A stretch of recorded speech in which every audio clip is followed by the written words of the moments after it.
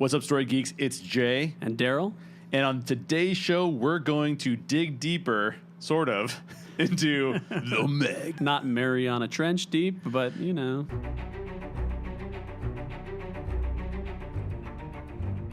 I'm super excited about our guest today, Ali Plumb from BBC Radio 1 in the UK, also formerly from the Empire podcast. And the perfect person to join us for this topic. Absolutely. He's a big fan of this movie. He's a big fan of the Statham. As you guys will see, this was just a super fun conversation. Absolutely. But we'd also love to hear your thoughts on the MEG, which you can share with us in the Story Geeks Facebook group. The link to our Facebook group is in the show notes. One other quick plug about our Facebook group. That's where we're also going to be hosting future live shows. Mm-hmm. Definitely go to the Story Geeks Facebook group and check out those things. And also be sure that you don't miss our upcoming shows. As you know, this is Scary Movie Month. Last week we did an episode on A Quiet Place with Markia McCarty. That was a super fun discussion. And coming up next week, we are finally going to do an episode dedicated to Get Out, which is something we've been talking about for a long time. And we're going to have our buddies Michael Young and Megan Salinas joining us on that episode. So be sure you click the subscribe button on your preferred podcast provider and keep track of what's coming. Yeah, thanks for listening in. The Story Geeks podcast is produced by the Reclamation Society. Let's dig deeper, sort of, into the MEG. All right, today we are talking about the MEG. The MEG. I've been really excited for this movie. I love me a good shark movie.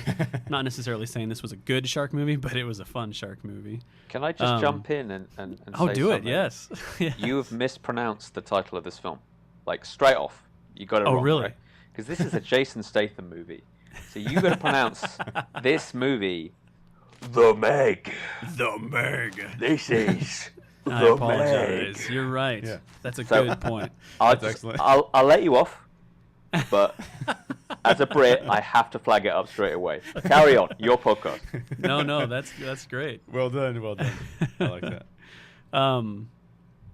So We probably need to all say that throughout the rest of this Okay, we'll do it. podcast. We'll do it. Let's do it. Okay, so then for those of you who are wondering whose voice you just heard, that was our super exciting guest for the day from BBC Radio 1. That's Ali Plumb. Ali, welcome to the show. Hello. It's my pleasure to be here. Thanks for thinking of me. It is our pleasure to have you on the show. I've been a fan of yours for a while, and it's an honor to talk to you. And we've had some people from the Empire podcast on our show as well, which Ali also used to be a part of. So it's fun for us to get to dive into this world and get to know you guys and talk to the experts, as it is. Well, look, how could I resist talking to you guys when you have the silkiest, smoothiest, NPR-iest voices I've ever heard? It is, oh my God, my ears are having the best time. So this is all good. Awesome. Well, hey, Ali, just take a minute, tell us about your work at BBC Radio 1 and where people can find you and all that good stuff. Yeah, I'll give you the little potted history or whatever the phrase is. So, yep, like you say, I, for about 5.5 years, worked at Empire Magazine, the world's biggest movie magazine. And best, I'll say it. I'll say it. I mean, I agree with you. There aren't many of us around, but I think it's in a league of one, we are number one.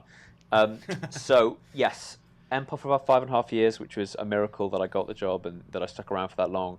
And then I was very briefly working at Digital Spy, which is kind of a more of an entertainment-y website, but I was there as head of film. And then I got poached by the BBC and became their in-house Radio 1, which is obviously a radio station at the BBC, their in-house film nerd. So I do interviews, I do reviews, I am kind of part of the soap opera of the station. I have very occasionally hosted my own radio shows as well. I have things that happen here, there, and everywhere. But one of the things I do, just to give that a plug, is I have my own podcast, which is called Movies with Ali Plumb, but that's about to get renamed.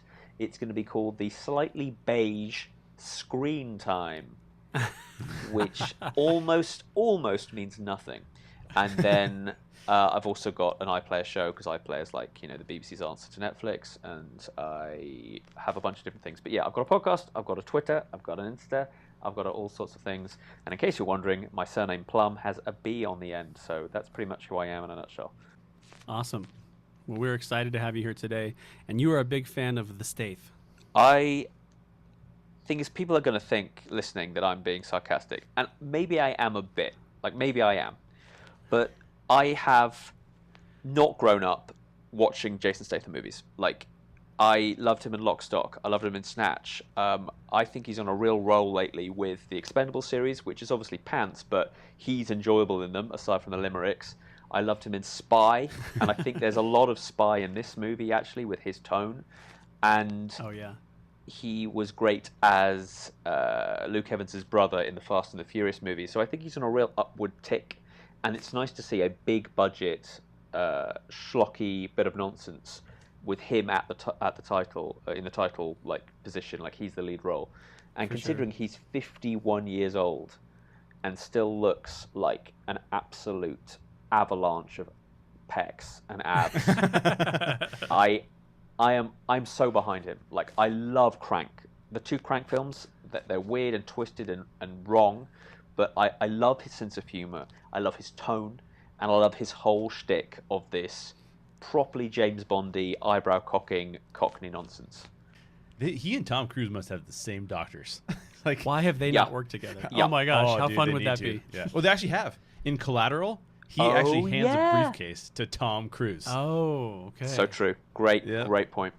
So, but I want him to be the next Mission Impossible villain. Oh, I agree. I'm down. That's what I want. I think Fast and the Furious has broken that now. I think, that's too similar, because if you guys have seen the latest Fallout, the similarities to Fast and the Furious are many.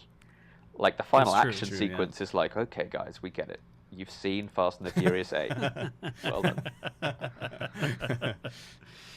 Fair enough. Okay, well, let's talk about this shark epic known as The Meg. The Meg. The Meg.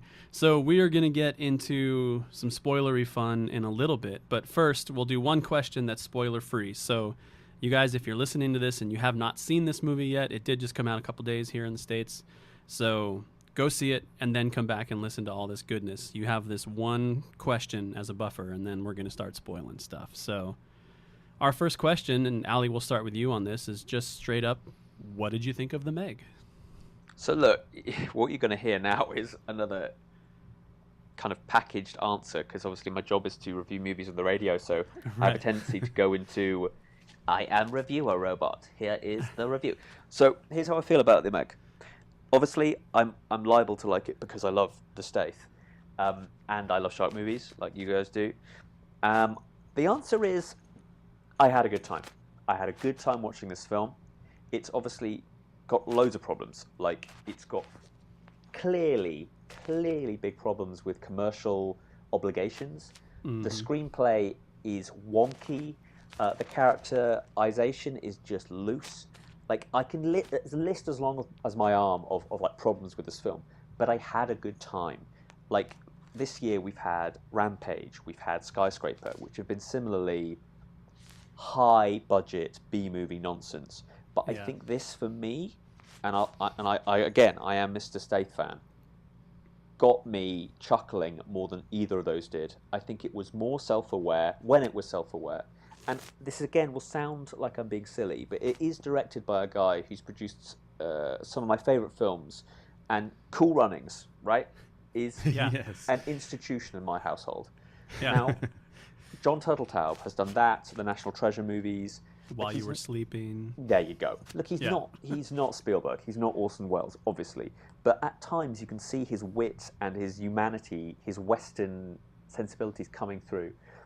The movie's obviously rubbish, but that doesn't mean it isn't fun. And I laughed and I chuckled along. There's one bit, spoiler alert, where Jason Statham's swimming towards the shark, the Meg, and he's obviously it's ADR, but he says and sings, just keep swimming, from Finding Nemo. And it's those moments where I went, I'm having a great time. Yeah. More popcorn, please. I'll have a beer. Yeah, I liked it. It's rubbish, but I liked it. Jay, what'd you think?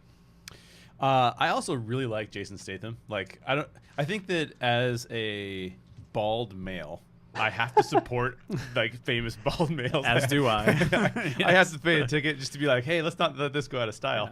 Yeah. Ali, you have by far the best hair situation going on in this conversation. Just so you know. Yeah. I did think the movie was fairly bad. I was actually hoping for it to be a little better, actually, in terms of it being. I was not looking for a Sharknado. Like I wasn't looking for that, but I was looking for something to be a little bit more on the ridiculous side than I felt like this was. I felt like they were maybe trying to be a little bit more Jurassic World, and I wish they would have kind of not shot for that and just kind of just said, hey, let's just be a little more fun with this. And I think that what's cool is that Jason Statham has shown, like Ali, you talked about it, he's shown he can do really fun, because in Spy he was hilarious. Yeah, arguably one of the funniest parts of that film, actually. So I think it entertained me. If you like those kind of movies, great. It's not quite as ridiculous as Sharknado. It's not like a classic B movie. Like I was just listening the other day. I was listening to some people talking about Raiders of the Lost Ark intending to be a B movie. That's my favorite movie of all time. So like, you can do a B movie and have it be amazing. This is sort of somewhere in the middle, and I almost wish it would have pushed towards one of the ends. Yeah, I completely agree with you. It's being pulled in like 5 directions, like the Chinese market, a serious like action movie, a Jason Statham ironic thing.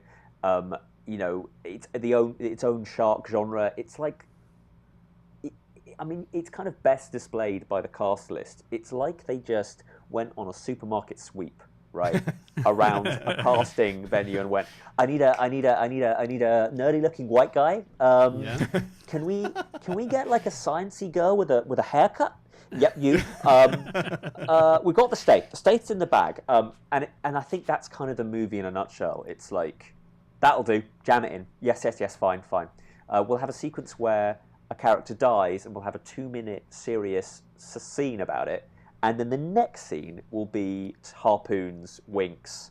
It's jonky and shanky and doesn't connect well.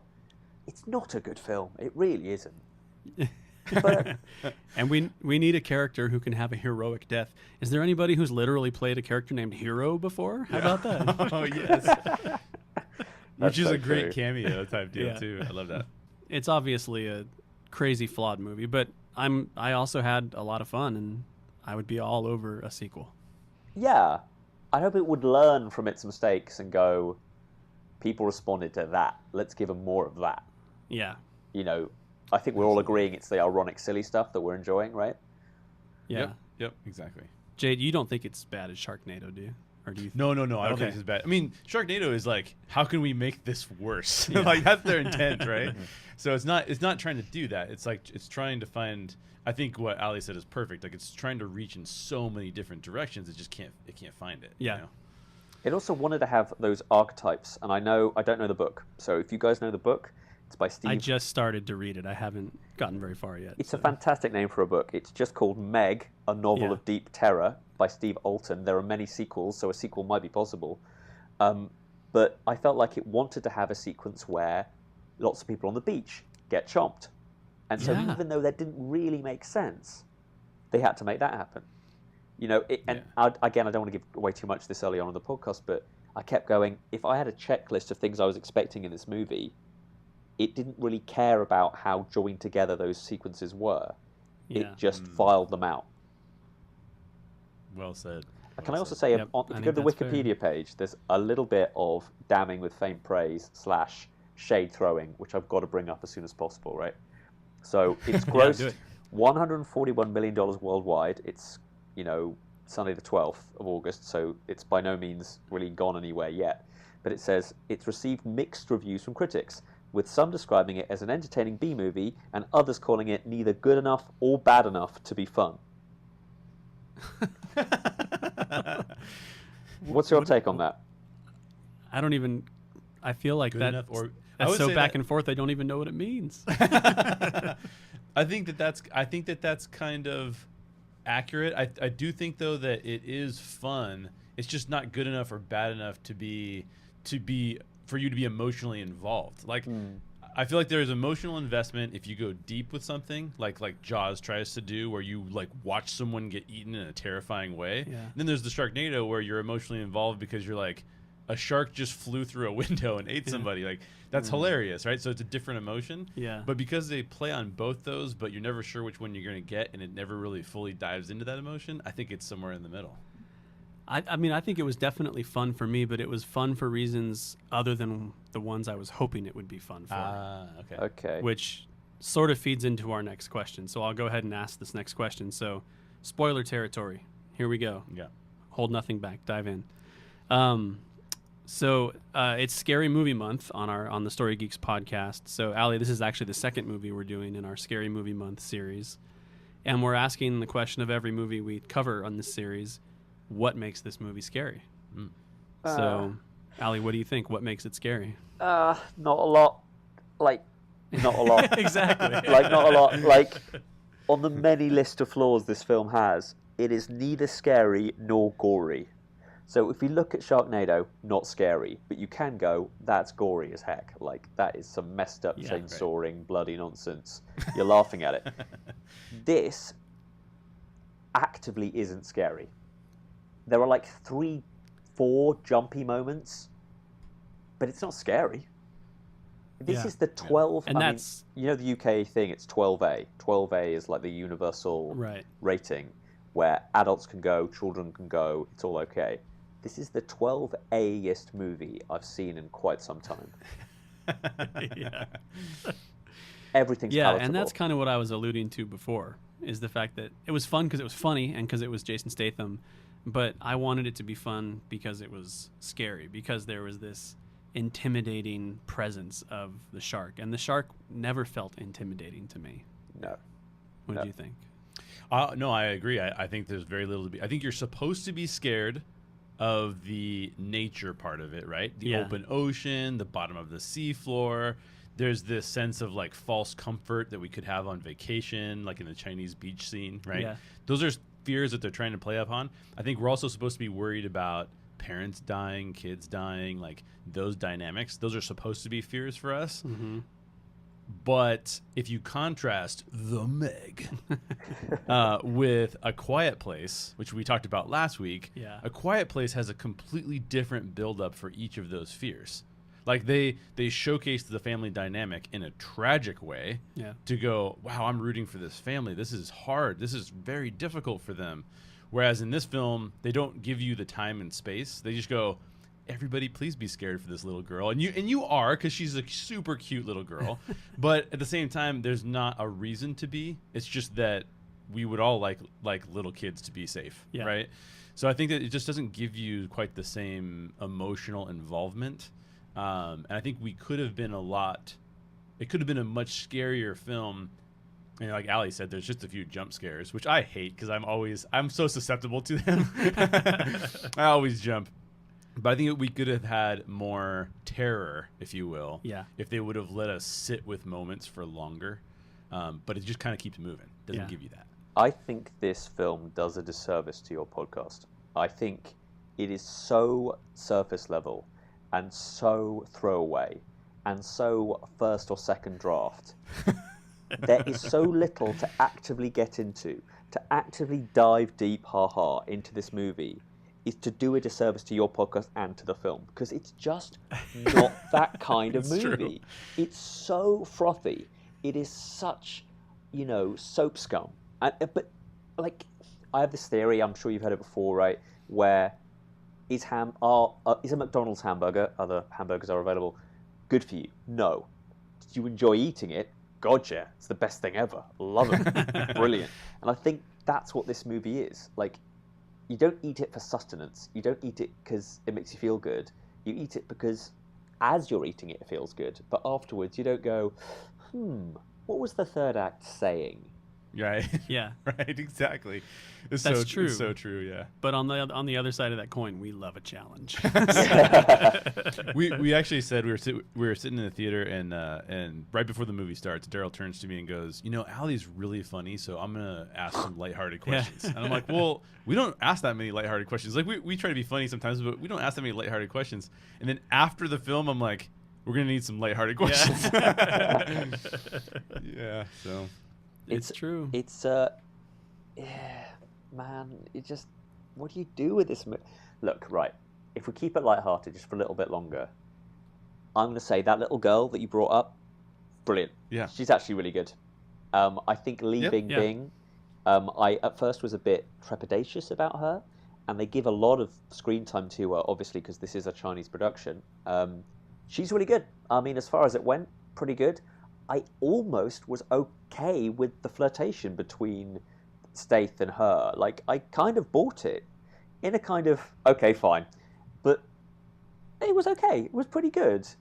I think if I was to destroy certain characters, do you remember watching the movie, right? You get introduced to a bunch of these people. So this person's the rover guy, and this person's the whatever. And then at one point, they need to look at a map of the sea, and there's an entirely new random person.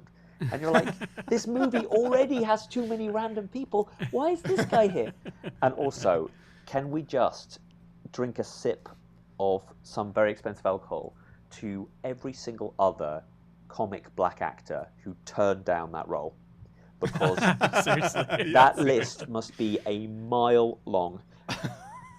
That is the thankless, the most I mean, that role is bad.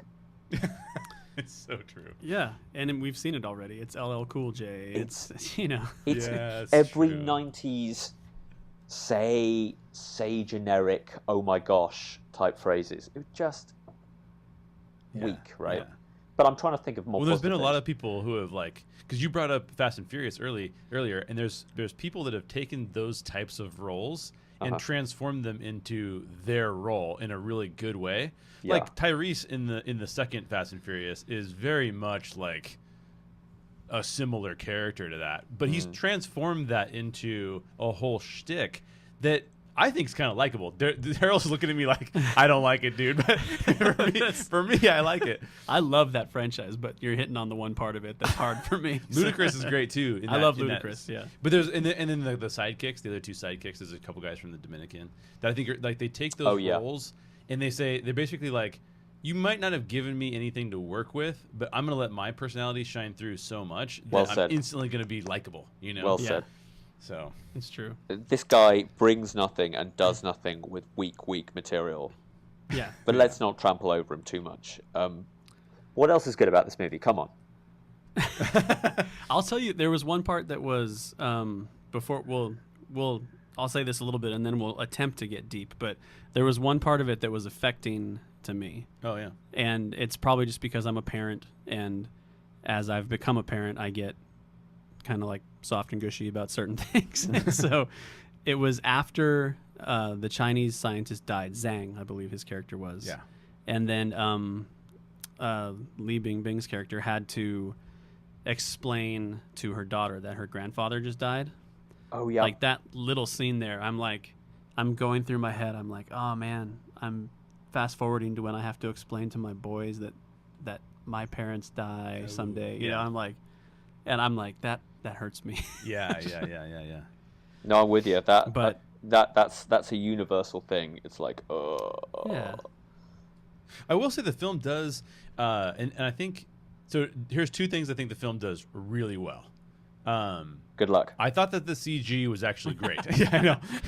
I really enjoyed the CG because there's a couple moments. Now, granted, the size of the shark does seem variable sometimes. It's so variable. Yeah, it's super variable.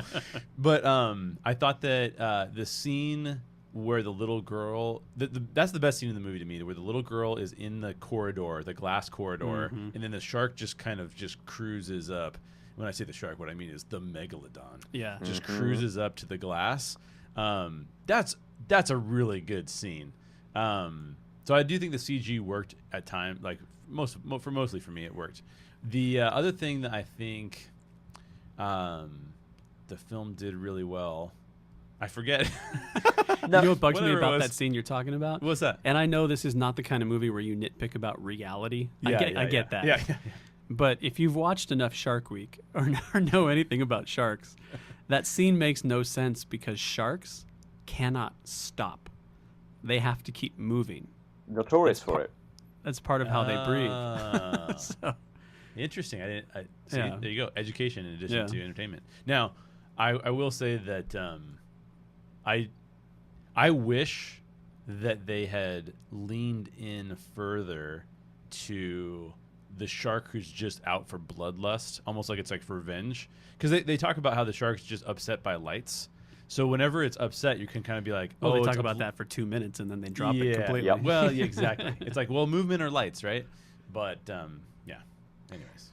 I think every scene with a little girl is great. I like how they relatively deftly introduce the dynamic between the girl and her mother when the Stath goes into Captain Bubbles, the ship, for the first time. I thought that was actually remarkably deft. I thought one of the biggest laughs the whole movie has is when they go to the Stath's beer-sponsored flat and go, "Hey, Stath, we've got something to tell you." And then the Stath gives this pretty decent speech about how, I know what you're going to say. You're going to say this, you're going to say that. And then the leader of the expedition goes, "You're not going to believe this, but your ex-wife, blah, blah, blah." Your ex-what? Really? Your ex-wife? Of all the... Really? Uh-huh. Mm-hmm. Are you sure? Yeah. So, yeah, at times I felt like the script had been really just like, oh, shit, we forgot to mention. Crap. And in fact, on the ex-wife thing, we seem to have a very modern appreciation for how certain marriages last a year and then you're totally, like, gone off, left on the side of the kitchen table porridge about your wife. And no connection whatsoever. Nothing. It's like, oh, do I still have a donut in the fridge? It's that level of, I kind of care there's a donut in the fridge, but I don't really care. And they're playing cards with the ex-wife, and it's just so odd. Yeah. She's like, it is odd. You go get Li Bingbing. You go get her. She's cute. That is so true. I will say that I think this is probably true in the novel. You'll tell me, Daryl. You'll tell us like what happens in the novel. You know how long it takes me to get through a novel. We'll see. I know, but there's in the film, they do a pretty good job of setting up relationships that could mean very dramatic payoffs, actually, because there's all the characters have these emotional connections that they don't really delve into very much, but they could. I feel like in the book, because they probably have more time to explore each of those side stories, if you will. Yeah. It's probably more meaningful. Yeah. Where shoved into a movie, it's like there's too many of these connections at this point. Like he's connected to every single person they picked for the crew in some way, shape, or form. That's so true. But that's so true. Also, it's got the Star Trek problem where they go to a planet and they bring every single important person. The wife, the ex-wife, has got a hole in her abdomen, but the doctor and everyone else is on this stray boat trying to find the Meg, right? Yeah. One of the people on this boat is the dude whose only job is dealing with the rover. What are you doing? What are you doing here? Why aren't you with the unwell wife? Fine that there's only one doctor, but what are you... Anyway, sorry. Yeah. No, it's true. Okay, let's accept a challenge here. Let's see if we can do this. So my next question is there a core truth or premise that the movie is exploring here? And if so, what is it? Ali, do you think there's something there, or is it just total popcorn? I can give an answer to this, and it's just a basic fear of giant sharks. And you're going to laugh at me because that's a facetious answer, but I think there is truth in that. Like, since Jaws, since whenever, the idea of swimming in the sea and then suddenly your feet have been bitten off will always be scary, right? And that is a universal truth. We are scared of things that we don't know, wantonly, without seemingly any thought or any way of, like, preparing yourself for it, hurting or damaging you, right? That's a universal human thing, is that we don't like pain and we don't like losing limbs. And whilst it explores that in a very popcorny, frothy way, who isn't sympathetic for that little dog as it swims in the sea? That is a great scene. That is a great scene. You're into it. And aside from that, is it a treatise on how, people who've had divorces can find love again? No. Is it about motley crews coming together when the time is right? Not really. Is it about how the international governments will ignore incredibly well-respected scientists when they say there's a giant shark? So that's my take. It's just a very throwaway, cheesy answer to the question, are we scared of big things with teeth? Yes. Sure. What do you think, Jay? Yeah, I've done this podcast for too long now. I find all these themes that they're embedded in there. And I think, actually, again, we've said this several times, but just because it bears repeating. I'm going to list all these, and you'll realize that they're trying to tackle too much. They're biting off more than they can chew. Nice. There you go. Hey. There's a fun. But I think the film plays. Go ahead. No, before we begin, I think you're fishing. Carry on. Well done, sir. Shame. I think the film plays with legacy, right? So the fear of losing loved ones, both kids and parents. Again, doesn't dive into it, but it has it there. It asks us to consider making sacrifices and decisions that would cause us harm but save others, right? The central theme around the Stath is that he has to figure out whether he's going to save the 10 people in his boat at the expense of the other 2, or if he's going to try and save them at the expense of everybody. Which is also and played later on, within Fallout lately, if you've seen Mission Impossible. Yes. Yeah, you're right. Carry on, sorry. No. That's a great call out, because I mean Fallout kind of does it extraordinarily well. Yeah. You know, like Fallout's a really cool example of that. I also really liked the way that they took certain deaths. I think we'll get into this later, but certain deaths, and like they actually took it in a different direction than I expected them to, and I actually really appreciated that. But there's also the question of billionaires and their concern over money or people, right? So we have it's so funny that every character from the U.S. who's rich is like always like, you know, it's like Elon Musk shows up on the boat. He's like, who cares about people? Let's make some more money. It's pretty funny. There's also the theme around pursuit of science, notoriety, and even profit at the same thing as money, at the expense of humans, animals, and the environment. But those are all, you know, perfunctory at best. They're not even dived into really much at all. So Ali's point of we're just scared of giant sharks is what it ends up being. Yeah. Well, and it feels like my answer to the question would be, yes, there are core truths in the movie, but no, it doesn't explore any of them. Right. That's a good way of saying it. It's a movie of illusions. Like, you know what it's like when you have to tell your kids that one of their grandparents has died. Well, there's a scene, but we won't really dig into it. Do you know what it's like when maybe a shark might bite your feet? Well, here's a couple of things, but we won't show you any blood or really build up any tension. So, you know, it's a trailer in pursuit of a movie. This has had some spectacular marketing, this film, that has really sold it and sold its point of view really well. And I know your podcast isn't about the marketing of it, but it weighs positively on this movie. Sometimes films get marketed and it distorts the film and makes people expect something they're not going to get. This film's marketing, I think, should be studied as how you can make people enjoy a movie more in terms of what to expect and the tone that you've got to look forward to. Yeah, I think that's true. It was spot point. on. Yeah, that's a great point.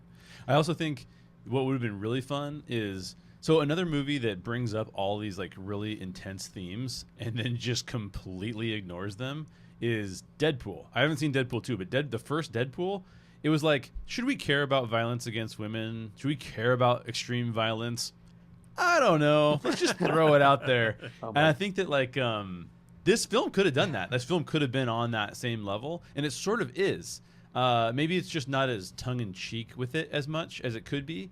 So maybe in the sequel they can even press into that further, and that would be really actually a really fun ride, because Deadpool's a really fun ride, and you actually come out like I came out of Deadpool thinking it didn't tell me anything deep at all, but it actually did explore the theme because it called itself into question, even though it didn't finish the answer, which is fascinating. So I think it might do that in the future. Yeah, but here's the thing, right?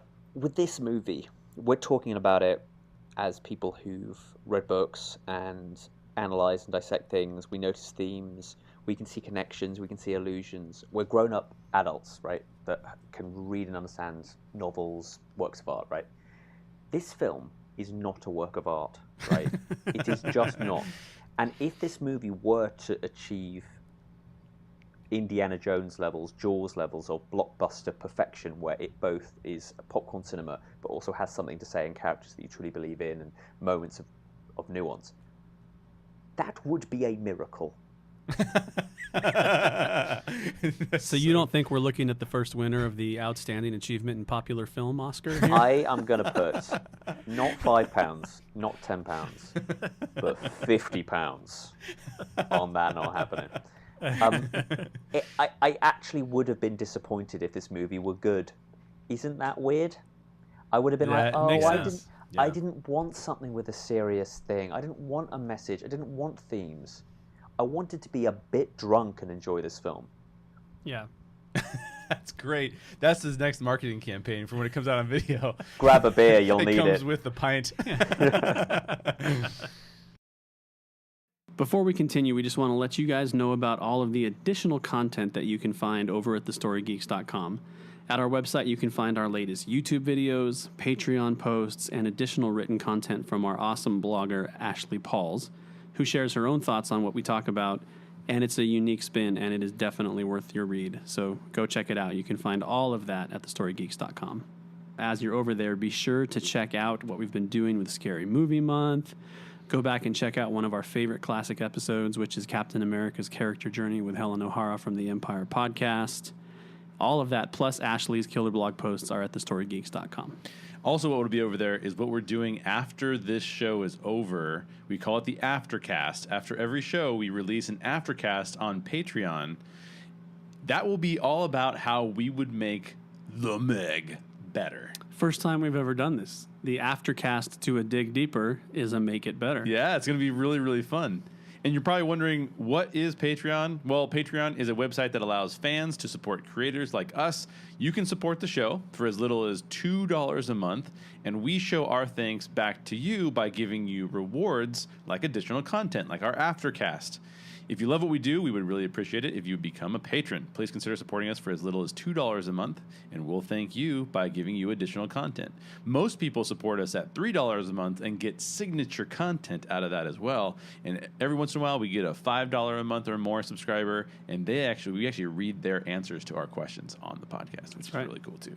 You can also purchase the Story Geeks merch. That's another way to support the show. You can head over to thestorygeeks.com and find our merch over there, or you can go straight to shop.reclamationsociety.org. Reclamation Society is our production company. Finally, if you're like me and you're a big theme park fan, check out modernmouseboutique.com. Modern Mouse Boutique sells geek fashion accessories, and they're famous for having some of the highest quality mouse ears you can buy. If you're planning a trip to a theme park, or if you're just a geek fan in general, check out modernmouseboutique.com. Our friends Angie and Josh are super creative and fantastic people. Use promo code StoryGeeks. That's all one word, StoryGeeks, no spaces. Use promo code StoryGeeks and get 10% off your next order. Links to our Patreon page, our merch store, and Modern Mouse Boutique can all be found in the show notes of this episode or on our blog at thestorygeeks.com. Thanks for letting us interrupt. Now let's get back to the show. So, the Meg is just another entry in a long line of great, in a long line of shark movies. Yeah. Not all of them are great. And specifically Man versus Shark. So we've come up with a list here of what we kind of think are like the 5 most iconic or best or whatever we could think of at the moment Man versus Shark warriors. And we're curious, who's the best? So we're looking, obviously, Jonas Taylor, played by the Stath and the Meg. And Chief Martin Brody from Jaws. How can we not give some Roy Scheider love there? Carter Blake, played by Thomas Jane in Deep Blue Sea. Nancy, played by Blake Lively in The Shallows, which I think is actually a really good movie. And of course, we got to do Finn Shepard, Ian Ziering from Sharknado. So, yes. Ali, who is your favorite amongst these 5, or are we missing one? Can I say the other Meg in the Meg? I mean, can that be one of them? I think it's fair. The big one? The bigger one. I would say Roy Scheider. I mean, it's not. I don't think there's even really much for competition here. That's my hot take. Like, it's Jaws or bust, is where I'm at. Yeah. I think that Chief should win. I think he should. Roy Scheider, Chief Martin Brody should win. I do want to give a shout out to Nancy. but Yeah. I am going with Finn Shepard from Sharknado. Dude, that guy cuts a shark down the middle with a chainsaw. If that's not badass, I don't know what is. Well- So shark killer Finn Shepard. Whilst we're here on Sharknado, Okay. can we just give a shout out to Yeah. the name of the new and last Sharknado movie, right? So, What is it? as we all know, What's the latest one? it goes like this. A long, long time ago, in 2013, Sharknado. Then it was Sharknado 2, the second one. Then it was Sharknado 3, Oh Hell No. I'm loving all of these names so far.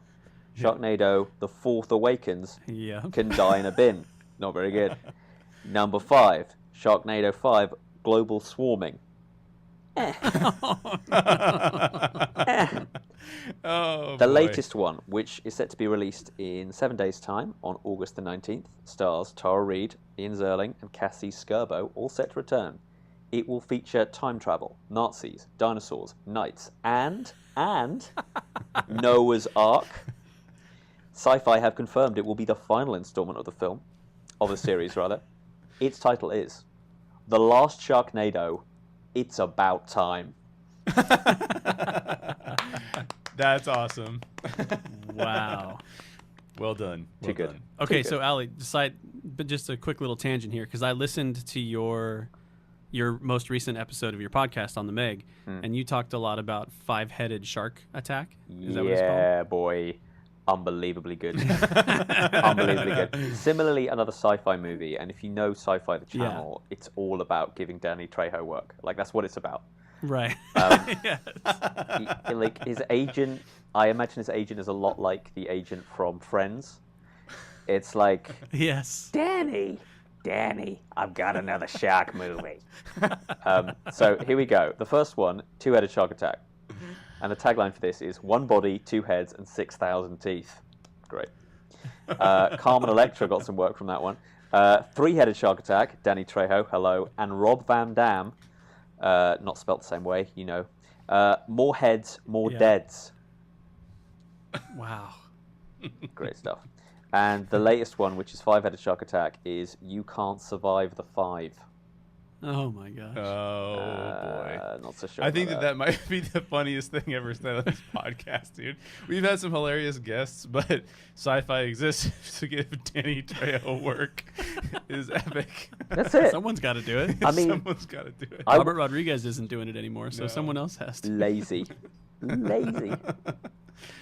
Oh, okay. So going back to the question here about the Shark Warriors. Please.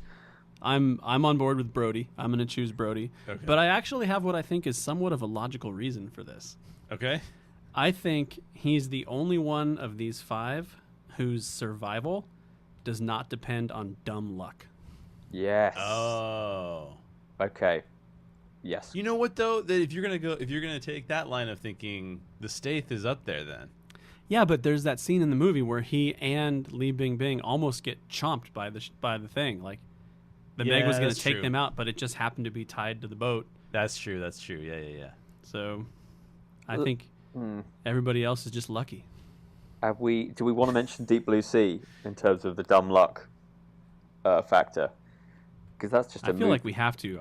It's just like a movie of people just doing stuff.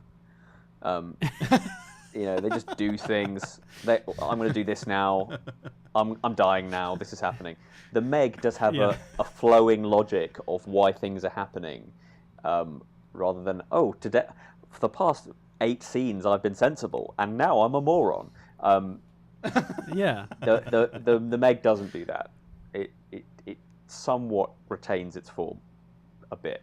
And I noticed that in the Meg, they mourn each other's deaths. Yes. Like they take time to react when characters die, which Yeah. you don't see in most of the shark movies. It's like, oh, that guy's gone, move on. You know? Yeah. It's more the horror movie mentality. Yeah, it's kind of not a horror film, The Meg. It's just not. Yeah. It's like a blockbuster thriller with a shark or 2 in it. Right. Right. Exactly. It's true. And like, if you listen to the podcast, you've probably heard my line on it, which is, and let me tell you a story, right? So Warner's, the company, the studio that released this film, they sent me an email and they said, look, we're looking for, and this sometimes happens, maybe it's happened to you, where they say, we're looking for potential quotes somebody at Warner's heard that I was a big Jason Statham fan, and I know this is peeling behind the curtain, but just bear with me. And occasionally PRs will go, look, did you like the film? Let us know honestly. And I'll just go, my bag. I liked it. I had a good time. I'll have another beer, right? And then the PR came back and said, okay, you like the film. So bearing that in mind, would you maybe be willing to give us some quotes for like advertising or a poster? And I went, in my head, no, honestly no, because the movie isn't that good, and what will I say? It'll come across sarcastic. But I thought, you know what, I'm going to give them some. So I wrote down 6, and every single poster quote I came up with was a sarcastic, barbed comment, right? Yeah. One of them was, it's Jason Statham at his stathiest. Like, it was properly pop star, never stop, never stopping levels of, like, winking. And one of them was, Jason Statham versus a giant shark. What's not to love? Which is obviously taking the mick. There's so much not to love about that. It's ridiculous. They said, haha, these are very funny. Let us know if you've got any serious ones. No, not in a nasty way, but they're like, we get it, But then the next day they went, actually, we could do something with that. And they picked Jason Statham versus a giant shark, what's not to love? And I had a 5-minute conversation with myself, and I went, have it. Have it. I will never say something more sarcastic on a poster in my entire life. But that's this movie. That's epic. Jason Statham versus giant shark. Yeah. What's not to love? That's it. It's true. That is absolutely true. That's what they should have ran with everything. That should have been everywhere. Yeah. But you're right. Their marketing was genius. I mean, I had friends of mine who are actors and influencers in the social space. Sure. And they're posting the little. They did like green screen type stuff where they put people in rafts. Did you see these? Like they'd show them, yeah, these are genius. Like there's a person on a raft, and they're like, okay, the shark's gonna come up underneath you and eat you, basically, right? So like squirm around and act like you realize you're about to get eaten. And I will say that not only were those really fun to see your friends in danger from getting eaten by a shark, but also they actually did elicit a little bit of an emotional response as well, and you're like, I do need Jason Statham to take on this shark. That was kind of cool. So yeah, I need this in my life. That's right. That's right. Okay, I'm gonna try to take us down another deep path here. We'll see if this works. At one point during the movie, everyone decides that the Meg needs to die. Yeah. Mm-hmm. And so they make the decision to kill it. And Zhang, the doctor, says something to the effect of, that's what we do. We discover and we destroy. So I'm curious, do you guys agree with that? Do you think that's true about humanity? What do you think, Ali? Before we get into this, can we talk about one of the other funniest moments in this film? Which is the lead, like the guy in charge of the whole thing goes, it's a bad day. It's a bad day for Zhang. No, bad day for Hero. The guy, what's that? It's a bad day for Zhang. Is that his name? The guy. I don't know. The guy who's Hero in. That's the doctor. No. Yeah. Who's the character's name that plays Hero from? Yeah, that guy. Yeah. Let me look this up. I don't know that guy's name. Which guy? The guy, Hero, the cameo, from Hero. Oh, yeah. What was his character? Toshi. Oh yeah. Toshi. Yeah. There you go. It's a bad day for Toshi, and a bad day for science. Exactly. That's awesome. So funny. Hysterically funny. I didn't even remember that. That's awesome. Yeah. So obviously the attempt to comment on it failed. Yes. But I'm still curious if you guys think it's true about us. What do you think, Ali? Do we? Yes, we do. That's absolutely true. It's absolutely true because since the dawn of time, we want to pick things apart, see how they work, put them together. How many hearts has this got? How many stomachs does this cow have? Like, that's just humans. We just discover a thing, try to find one, try to kill one. It's absolutely true. I mean, this is aside from us being carnivores or omnivores or whatever the phrase is. Like, we do eat things, so that's always going to be part of the curiosity is, I want to see how this tastes. They don't talk about that in Meg, but it's a truth that we don't think about, which is if we suddenly, like at the end of The Watchmen, when a giant, the comic book that is, and a giant, like, space lizard monster comes out of nowhere, you're not going, let's see if we can keep this caged. You're like, kill it with fire, burn it to death. This has got to go. And whilst that might not be the case for like a new bug that suddenly appeared, or I don't know, a mouse, as soon as it has any intention of coming at you, it's going to get killed by humanity. If there's even a slightest threat, it's dead. Discuss. Yeah, I think that's true. I think there's a. It's interesting because I think you're running into, when we see this happen in real life, we run into ignorance versus kind of deeper knowledge or wisdom about a topic. Mm-hmm. As soon as we are ignorant and scared, we react with that thing must die.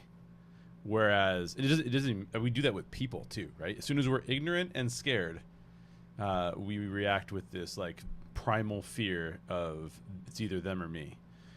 What's interesting is I think if you have knowledge and or wisdom about why something is occurring. So for example, if Dr. Zhang were to also say, look, all we've got to do is figure out how to draw this thing away from people, because this is literally the last one of these on the face of the earth. Well, as far as they knew. For a while, there was two. And if that were the case, they could draw it away with lights. They could draw it away with movement. They could get it away from... Now, this is not that kind of movie, but that would have been an interesting setup for there to be conflicts, right? No, we should just get this thing away from people. No, this thing's got to die, Yeah. And play against those two fears. So I think it is true, but most of the time it's true when people are ignorant about it, as opposed to when they have more knowledge about how it could be handled. Mm-hmm. A good example is there's a video online. I was listening to the Joe Rogan podcast, and there's this video online where there's this guy in like a food court at the mall that flips out, and he's like going berserk. And this other guy is an MMA fighter who gets him in a headlock. And he's just sitting there, and the guy's like, I'm going to kill you, I'm going to kill you. He's in a headlock, yelling at an MMA fighter. And the MMA fighter is just like, just calm down, buddy, just calm down. And then, of course, it's like in Rampage when The Rock is like, that's a big arm, don't fight it. Exactly. And then, of course, you got the security guard comes over and is like, you got to let him go. He's like, are you going to handle this problem? Like, I think that guy's not scared of this guy who's going berserk at the food court. Why? Because he has better knowledge and better experience, and is like, all right, I'm going to subdue this guy.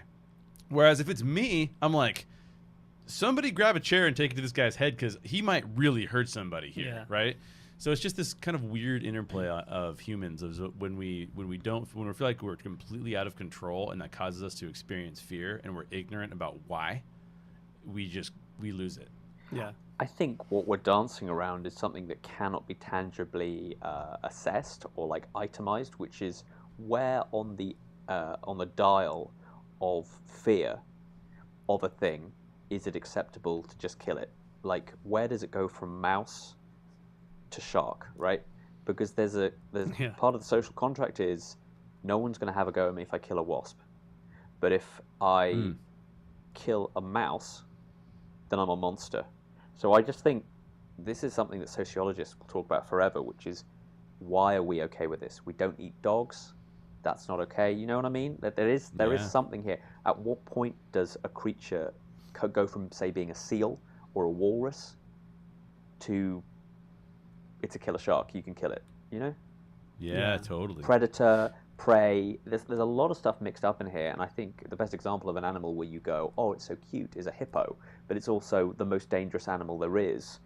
But it's not the way society or books or movies and TV shows have portrayed that character. So shark movies have a lot to say about how scary sharks are, because we don't know the science of them. But I think this is a really interesting discussion of when is it socially okay to, as the state does, climb up the side of a giant fish and stab it in the eye with a spear. I think if you're the state, I'll let you do that anytime you want to. But if that was a giant mouse, you're like, I wish you hadn't done that. Right. Yeah.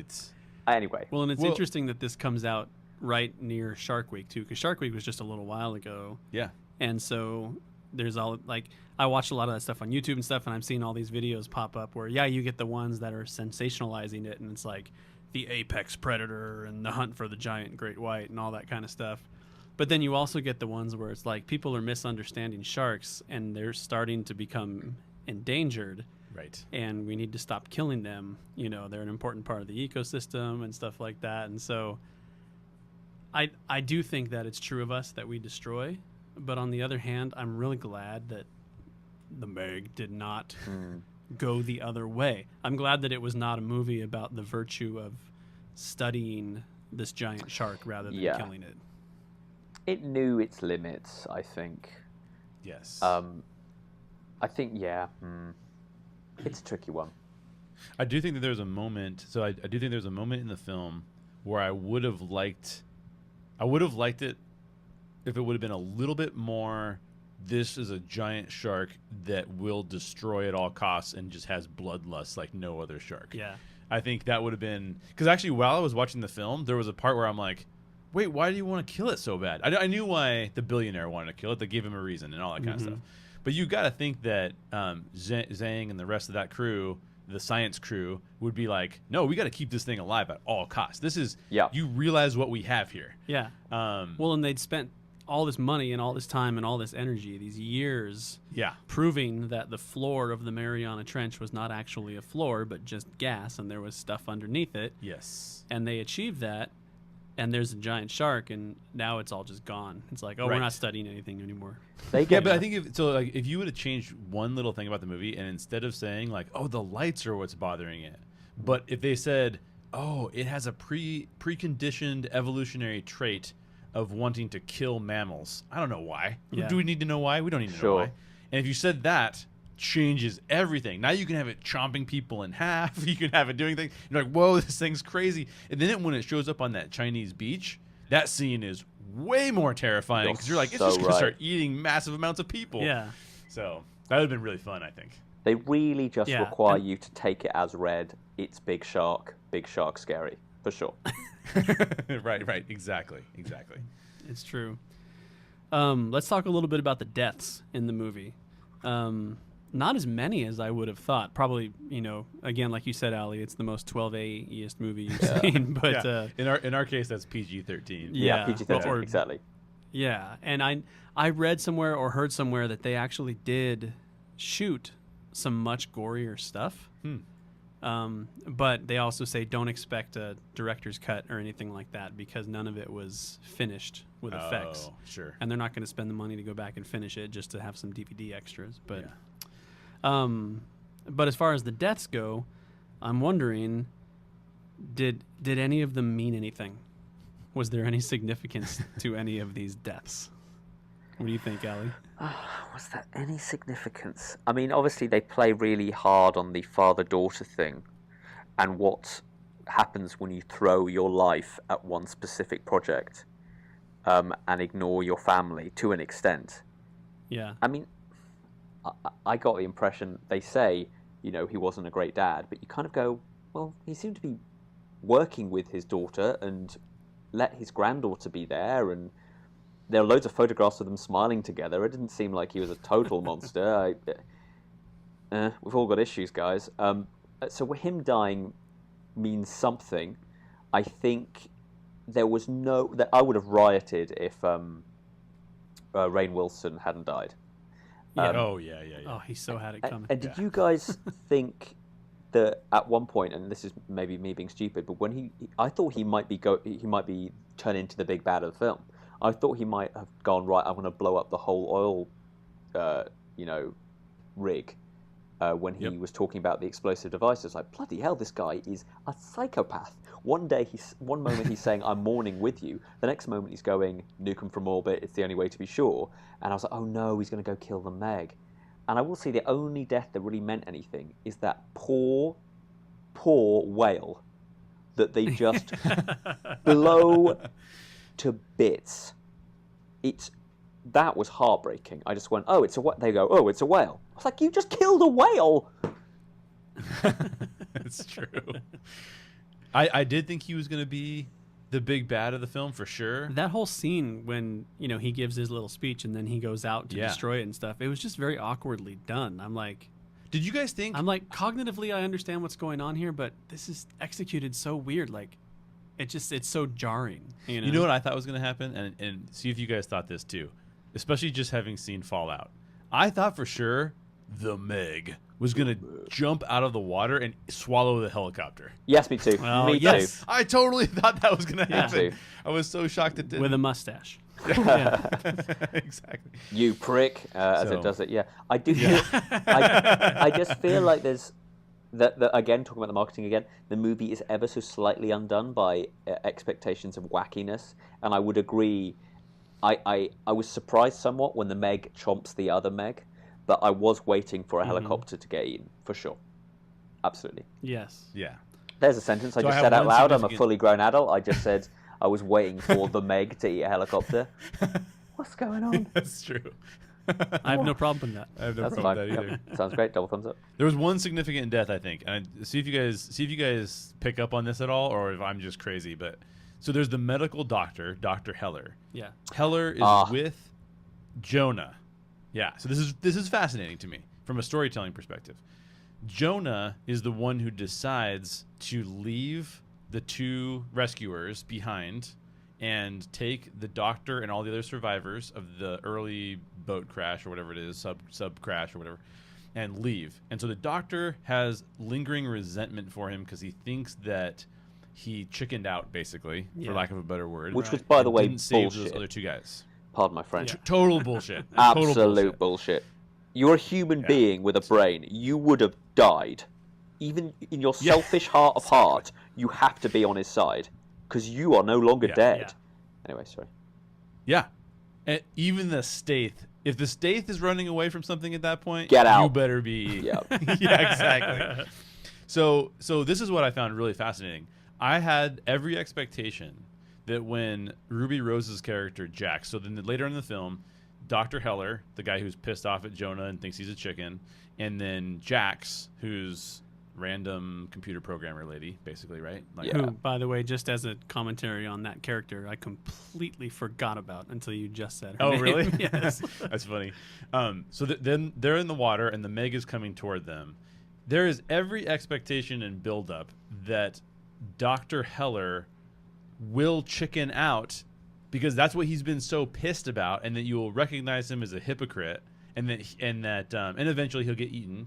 But I thought it was fascinating that he chose to become the distraction and get eaten. Because I felt like for sure, here's the guy who doesn't like Jonah, who doesn't like the Stath, our guy. Like, that is our dude. Like, if you're against him, then you're against us. But I found it fascinating that he was willing to sacrifice himself and not be a hypocrite in that moment. Yeah. So I think that did have a little bit of significance for me, because I felt like even though on the face of it, it's a little cliche, it's actually kind of the opposite of cliche given his early introduction and his relationship with Jonah. And especially since, as far as you know, they kind of already resolved that. Yeah. Like, once they realized that the shark existed, Right. he apologized to Jonas. Right. You know? Right. I can't tell whether I like that bit or not. I think my gut is that I did like it. And I enjoyed him just turning and going, this is I gotta do it. It's the right thing to do. But I don't know whether I don't know whether the movie had earned the good credit for me to presume that it was being deft. Was that just a convenient thing? You know? That's very true. I don't... Is the movie better? You know what I'm saying? It's not totally. quite that level of good to make that presumption. Yes, is that exactly? And I think that's why I'm listing it as significant, is because it subverted what it should have been able to agreed. do. Well said. I'm like, yeah. That's interesting. So, anyways. It's true. Can I make a very odd, interrupt you? Interruption, that's the word. Yeah. I just want to highlight the other names of the other Meg books. You know, I mentioned it earlier. I just want to, as a little aside, tell you what the other name of the books are. So the first one, as I mentioned, was Meg, A Novel of Deep Terror from 1997. He followed it up 2 years later with a book called The Trench, which is a direct sequel. He realized that book didn't sell because it didn't have the word Meg in it. So the next are called Meg and then the following words: Primal Waters, wait for it, Hell's Aquarium, That's epic. Origins, because you've got to have an Origins in there, right? Of I mean, course. he learned from Wolverine. He learned from the best. Yes. Night Stalkers. Okay. Generations, Star Trek. I get it. So the Meg meets the former Meg from a different... No. And then finally, coming out in 2019 with a question mark, Meg Purgatory. Oh my gosh. I feel that might be what author Steve Alton is in. Meg Purgatory. Yeah. Anyway, so that's my little side bit. I love that. I love these side namings. This is awesome. Yeah. Hell's Aquarium. That's the best. That's the best. Doesn't get better than that. No. Yep. It seems like that could be a subtitle for Aquaman. Like, that would've been Oh cool. my god, yes. If you guys get me back for Aquaman, that will mean that I'm the aquatic specialist. That's true. We are I can okay be with that. sarcastic about all forms of fish Oh, yeah. based blockbustery. I think I actually I commented on a tweet. I believe it was originally Helen O'Hara's tweet, and I said, "I'm holding out hope, very tiny hope, albeit that the Meg and Aquaman are actually a secretive 2-part epic." Dude, if the States was in Aquaman, come on. That'd be amazing. I would watch the shit out of that film. I'm suddenly 12,000 times more interested in watching that movie. Yeah, exactly. Ali Plumb, thank you for coming on our show today. It's been an honor and a privilege. It's been wonderful. Thank you. It's been super fun to talk to you about the Meg and the state and all the great stuff. So how do you up that? Like when the sequel does come out, how are you supposed to properly pronounce that one? I think you're just gonna have to bring a megaphone and Oh, there you go. do the first ever, podcast on megaphones. And Or by we can edit megaphone, in. I want to capitalize the letters MEG. Yes. You have to. You could also dub in Jason Statham's actual voice. That's true. Saying the Meg every Yeah. time we mention Oh, it. by the way, he does that thing that cool guys at school do, which is like, the guy that decides who gets what nickname. So you're now called, Stinky, and that's your nickname. He goes from everyone's going, it's a megalodon, it's like this thing from the past, and he goes, anyway, yeah, so we got to kill the Meg, and you go, are we all okay? We all seem to be okay. Why? We're all scientists. Why would we? Okay, fine. Cool. That's a great point. He's pretty sexy, so I suppose I'll do what he says. Yeah. It's true. You can't argue with him. He'll kill you. 51 years old. Well, that's it for today's show. Told you guys it was going to be a great one. Special thanks to Ali Plumb for joining us today. As Jay mentioned earlier, go find what Ali's doing. Go check out BBC Radio 1. You can check out his podcast, Movies with Ali Plumb. And if you go to YouTube and search for interviews with Ali Plumb, he's got all the big names. You can see him talk to everybody. Most recently, he's talked to Paul Rudd and Evangeline Lilly for Ant-Man and the Wasp. And there's lots of great stuff there, so go check it out. It's really entertaining. And coming up next week on our show, back here at the Story Geeks Podcast, as we said, we're going to be getting on to Get Out with Michael Young and Megan Salinas. We are going to dig deep into that one. And I think that's going to be the polar opposite of this episode. Very much is. Yeah. Very much is. So don't forget to subscribe so you don't miss out on that. Yeah, and be sure to connect with us in the Story Geeks Facebook group. Like I said earlier, on the Story Geeks Facebook group, we're going to be hosting live shows through that group. So if you want to see us live, we're going to do follow-up conversations about the podcast you've been listening to. So if you want to talk about the Meg a little more with us, if you want to talk about the Meg a little more with us, then definitely go to our Facebook group, the Story Geeks Facebook group. The link is in the show notes. Let us know your thoughts on today's show, or give us some ideas for future episodes. And if you enjoyed today's show or any of the Story Geeks podcasts, please tell somebody. Share them with your friend, share them with a geek friend, turn a non-geek friend into a geek friend. And links to all of this stuff that we've talked about will be in the show notes. Thanks for listening, and as always, question everything in your favorite geek stories. And always seek The truth.